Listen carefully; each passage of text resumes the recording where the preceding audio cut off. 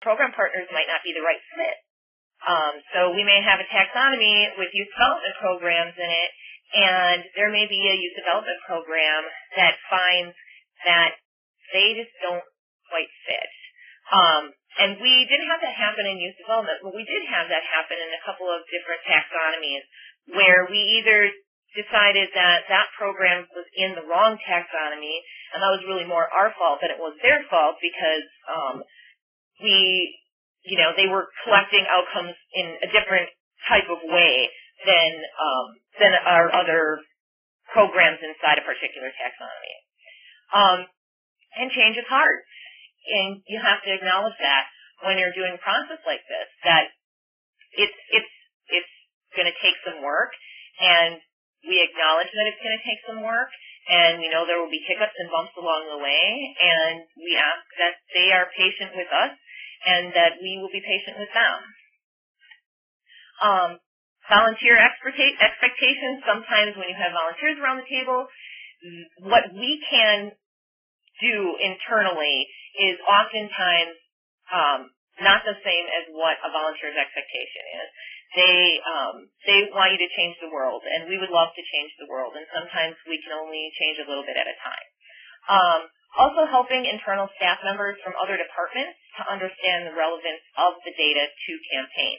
So it took a couple of years to make that shift where we said, really, we have these awesome community impact numbers for you. Please use them. Here's the data. Please take this data. It's really valid. It's really important. Now, our marketing and communications department integrates it into all of our brochures, into our campaign material, into our annual report. So it filters out throughout. Changing the mindset of everyone about what data can do for an organization. This is a trend right now in outcomes measurement that it is really, really crucial to help organizations understand the benefits of data and what it can do inside their organization and how it can help them to receive more funding and leverage dollars and talk about their programs in a different way.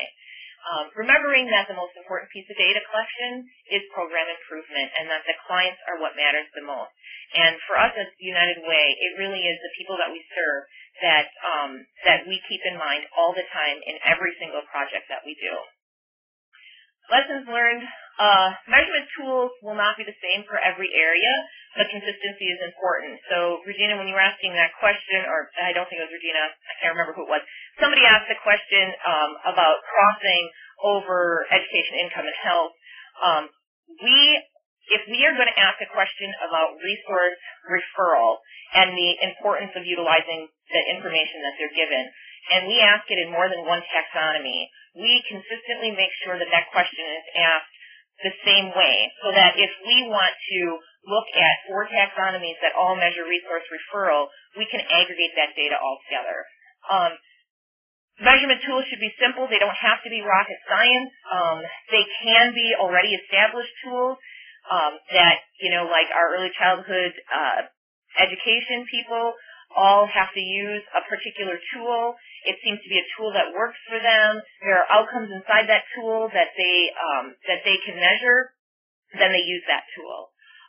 Training is essential. We did lots and lots of training, and we were there for technical assistance constantly.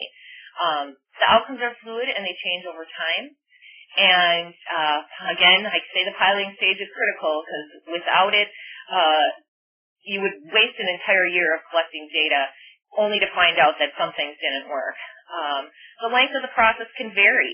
We ask for a year commitment. Sometimes in some of the taxonomies where there's only 2 programs or 3 programs and they're pretty consistent already, it's just refining their outcomes, making sure they're all looking at the same thing and using the same tool. And having the right program staff members at the table. As I said earlier, at first we invited executive directors only. Now we invite anyone who has a stake in implementing this process. So basically, I talked really fast because I know that we have a really short period of time. So if you have any questions, please feel free to ask them. Thank you, Dawn. I've unmuted everybody, so please feel free to ask your questions to Dawn if you have one.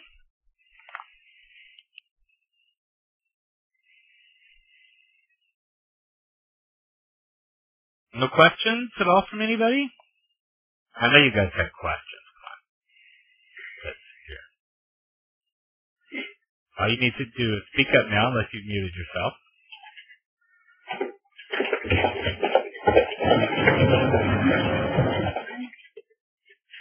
Well, somebody may be trying to... I'm sorry, go ahead. Will these slides be available to us? The PowerPoint? Yeah. Oh, absolutely. The PowerPoints will be available to all of you. We will also be posting a recording of today's webinar on our website, and we'll send all of you links so you can view that. Okay, and, great. Thanks, oh, you're welcome. Thank you.